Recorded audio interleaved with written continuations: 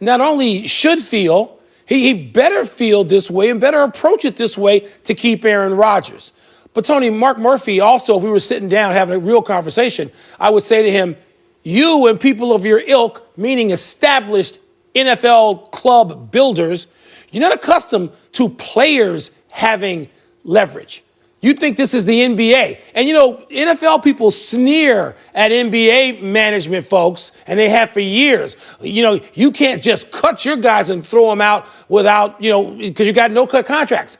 You know, your guys have all this leverage. We don't have to deal with that. Well, now they do. And Aaron Rodgers has a lot of leverage, and we'll see how it plays out. Yeah, I mean, we know Mark Murphy before he was the AD at Northwestern, yes, when he played in Washington. And I know him when he was the AD at Colgate, and I played Seven Oaks, the golf course up there, with him. And I like him a lot. And I think he's a smart guy, as do you. They're not idiots. They want to keep Aaron Rodgers. But to your point, I don't know that they can necessarily do this. If Aaron Rodgers is willing to not show up, if he wants to, and Deshaun Watson wants to see if they have the power of James Harden, which neither you nor I thought they ever had, but maybe they do. If, for example, Aaron Rodgers says, I'm not going to play, so play your boy Jordan Love, who you all drafted, including you, Mr. Murphy. Yeah, let's see how good he is. Now, what you hear about him is he's got an accuracy problem. Well, maybe that'll be fixed by September. But if Jordan Love plays, then people in Green Bay are going to say, well, then get something for Aaron Rodgers. Like, go trade him. Get something for Aaron Rodgers. And that puts the game in motion. At 37, you'd say, oh, you don't want to miss 37 because you don't have any years left after that. But Brady's proven you do. Maybe he just gets healthy for a year. I don't know. He wouldn't have to miss the year, Tony, I don't think. I mean, you know, this is a new day. And you mentioned James Harden. Again, this is the fear that is now spread through NFL front offices. That pro football players, and let's face it, we're talking mostly about quarterbacks. We could cherry pick some guys off rosters who would have that kind of power. But when you talk about Deshaun Watson and Aaron Rodgers, those guys do have NBA star level leverage. And so, you know, I don't know if Mark is a very smart guy. Yes, I've known him more than half my life. He knows the calculus here. But he may be underestimating to a little bit what is versus what used to be in terms of that player dynamic. There are other reports that Rodgers is now testing the waters to see if Green Bay will give him a new contract and satisfy him. But that could be a charade in the sense that he could say to them, if you don't want to extend me and you don't want to commit to me, then let me out. Let me out. And why would they extend him if they just drafted the new, what they think is their new golden boy? Why would they extend Rodgers? You know, that doesn't happen anymore in NFL teams either.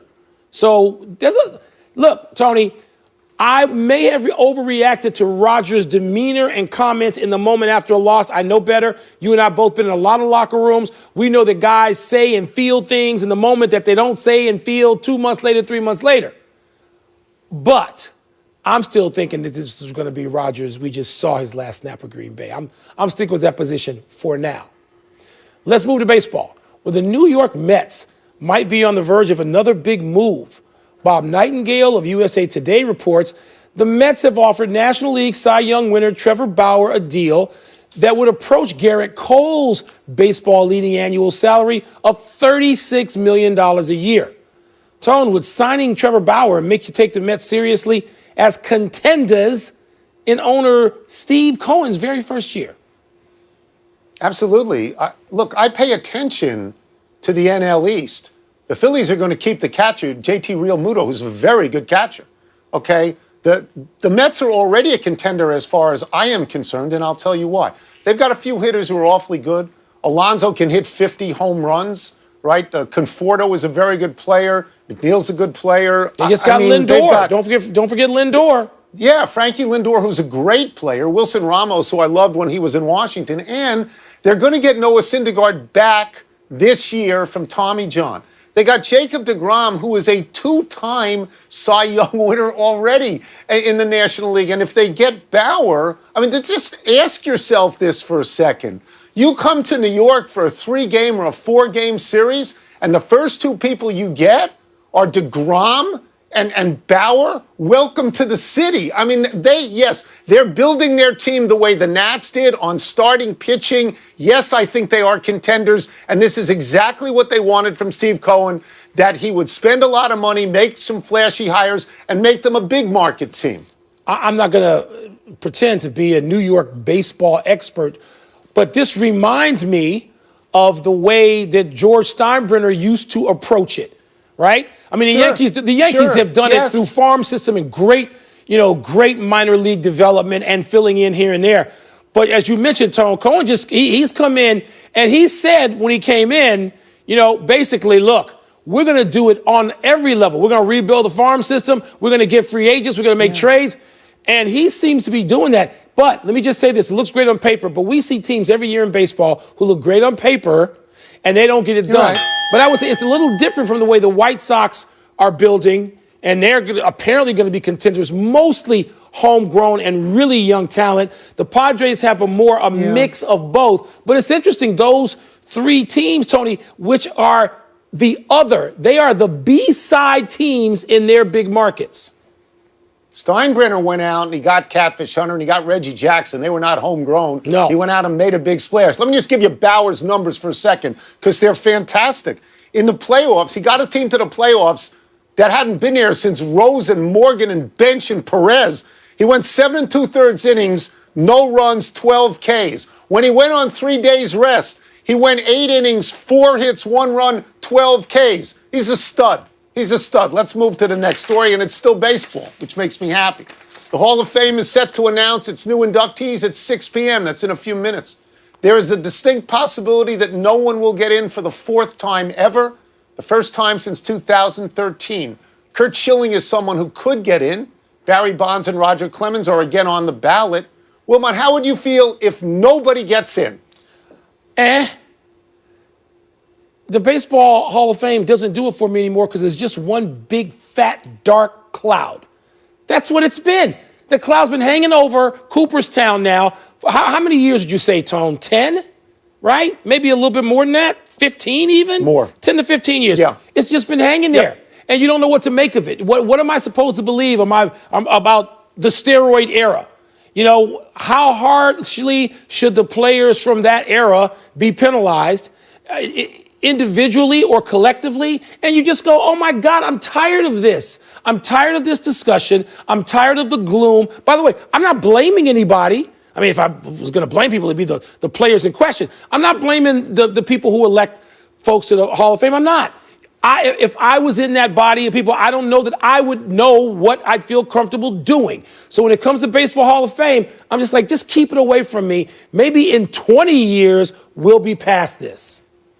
That's interesting because I have a distinctly different impression of that. I would be happy if baseball rejected players and didn't let anybody in. I would say that spoke to the integrity of the sport and the voters in this particular case because they don't want people who aren't great players in there. And as opposed to the NFL and the NBA where they bring in a carload of people every year, 7 or 8 people. In the NFL, there's so many positions, I can live with it. In the NBA, they end up bringing in people who, they just scored a lot of points. They weren't great players. They never won anything. I'm okay if Schilling gets in, by the way, because I think late in his career, in the regular season and in the postseason, Arizona and Boston, I thought he really distinguished himself. I thought the bloody sock ought to get him in alone. But I think people, for political reasons and social reasons, they don't like him. I don't know if he's going to get in. And I would put in Barry Bonds and Roger Clemens. I'd put them in ahead of, Sammy Sosa and Manny. And when A-Rod comes up, these people are perceived to have cheated. A-Rod has conceded that he cheated. I would put it in, as you know, and I'd put it on the plaque. Yeah. But I think, if you don't have Pete Rose and Barry Bonds in, what are you doing? Tony, I get that argument, and here's my inner conflict. When you said integrity in baseball, I just cringed. Because I remember a really, really smart, talented columnist who wrote that if you took all the cheaters and bums out of baseball, you could put the Hall of Fame in a broom closet. Oh, wow. What a great line that was. You want to refresh my memory and tell me who wrote that? That was funny. That's a great line, God, isn't it? I was good. I was a good writer. Yeah, you were real good. By Anthony Kornheiser. Nice job out of you. You've gone soft. That's the old days. You're so soft when I had now. integrity, God. not like now. Let's take a break. Coming up, is Matthew Stafford or Deshaun Watson more likely to be suiting up for the Niners next season? I always like using that line against you just when I need it. Former teammates John Wall, Bradley Beal face each other tonight. Who should be happier with their split? Again, I used to be a good writer. I think you were too. And that's not what we do anymore. That's just not what we do. Broom closet. Looking You really into thought... It's time for the game where everything is a toss-up except who's going to win. This guy. What's first? Toss-up more likely to start for the Niners next season. Matthew Stafford or Deshaun Watson? So Garoppolo is out? The guy who took you to the Super Bowl less than 12 months ago, he's just out? We're supposed to say, okay, he's gone. Kyle Shanahan is okay with that. If I ran the 49ers, Mike, and I was an old team, I'd go for Stafford. If I needed to win now, if I was a young team and I could build something incrementally, I would go for Deshaun Watson. As it turns out, they are the fourth oldest team in the NFL, and Stafford is likely to cost them less in draft picks or trade or something like that. Yeah, so I mean, if I had to pick, I'd say Stafford. Yeah, it seems like that would be a Stafford answer to me as well, Tony. And you're right. I mean, Garoppolo, wasn't he supposed to be everybody's answer to everything? He was supposed to be, what happened? Right? Belichick wanted him and couldn't keep him, and the Niners are going to win with him. But then as soon as the Niners didn't win, they were talking about him being out of there the next season, which means the season we just finished, regular season. So who knows? I mean, and some of these things are so overstated.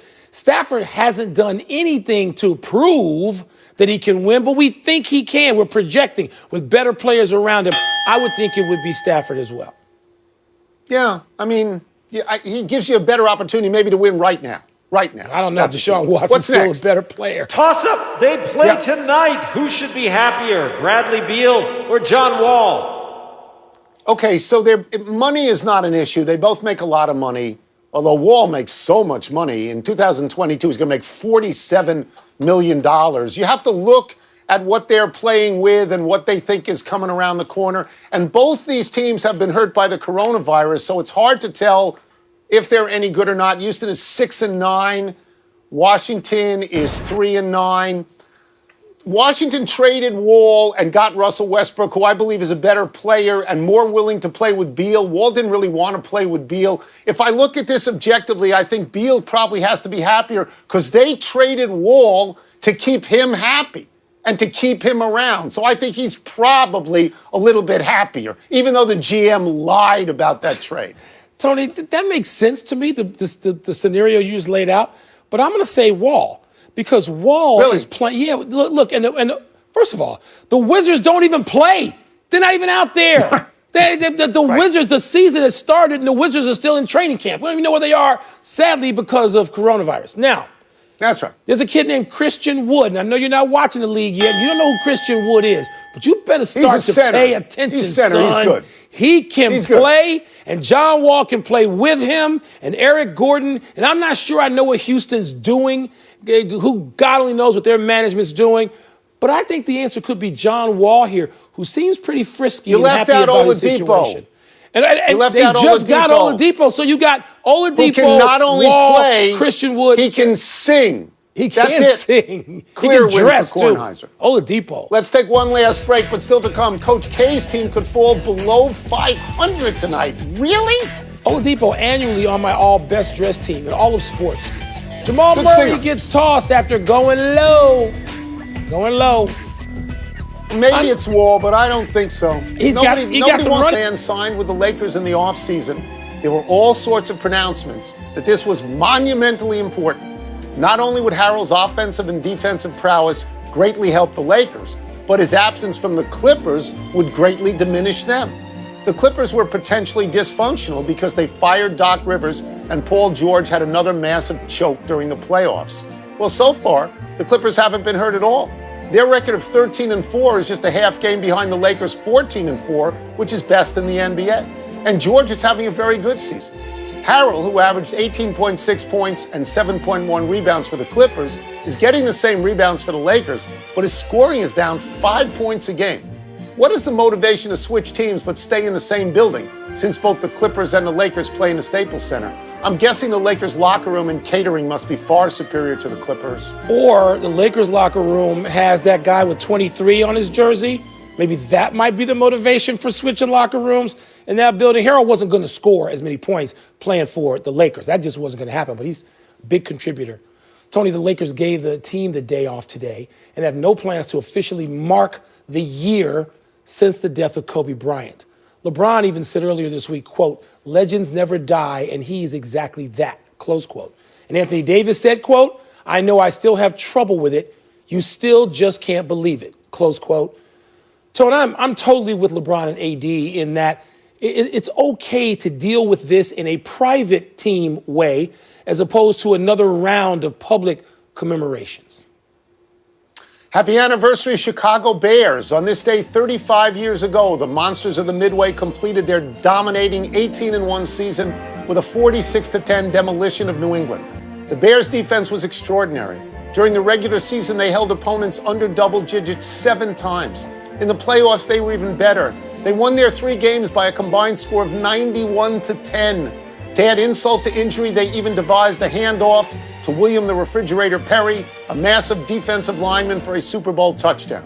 It's certainly arguable these Super Bowl shuffle Bears had the greatest season ever, even better than the undefeated Miami Dolphins. At least this one year, the Bears had a quarterback who scored some points with Jim McMahon. I don't want to get in your way, Wilbon, but what stands out to me is this was 35 years ago. I was at that game in New Orleans. It honestly doesn't feel that long ago. Yeah, well, it does to me. Even though the Bears have been to a Super Bowl, they lost to Peyton Manning and the Colts in 2007 after the 2006 season. Tony, it's a one-note song, one-hit wonder. What a hit it was. Do you, if you had to pick between the 72 Dolphins and the 85 Bears, who do you pick? Well, I just wrote that script because I picked the Bears because they were just dominating. You do pick the Bears over those Dolphins who were perfect. I don't know. Are you listening to me? Champagne. I usually don't. Happy trails, Jamal Murray. The Denver guard was ejected in the third quarter of last night's game against Dallas after appearing to potentially hit Tim Hardaway Jr. in the man zone. Murray stumbled backward after the two collided on a Denver possession. Murray then got up, reached between Hardaway's legs with his right arm, and Hardaway doubled over. The initial foul call was upgraded to a flagrant 2 upon video review. Denver coach Michael Malone said he hoped, quote, "We can use this as a learning experience," unquote, whatever that means. You will remember Jamal Murray had a fabulous run in the recent playoffs. He scored 26.5 points a game, had 6.6 assists, shot 45.3 from 3. He was so good, Mr. Wilbon pronounced him and Donovan Mitchell superstars. Well, Murray's down across the board this year to 19.3 points, 4.3 assists, and only 34% from 3. What happened? 6 of the Nuggets players from that team that had those 2 great comeback series, 6 left the team, Tony, including a Mr. Grant, who they should have moved heaven and earth to keep on that team and not let him go to Detroit. But when you lose 6 players, it's going to take you a while. Jamal Murray's coming along. He is. And Donovan Mitchell, you don't want to argue with me that he's a superstar, do you? Not arguing with anybody anymore, ever. Big finish. LeBron had 46 as the Lakers beat the Cavs. Are you impressed? LeBron in Cleveland. Got a chance to go home, have mom's home-cooked meal, hang out with his uncle. That was not a good situation for the Cavaliers. Former Jags coach Doug Marrone joining Alabama as offensive line coach. How shocking. This is what Saban does. He rehabilitates coaches who've been fired, and then they leave him and they become head coaches again.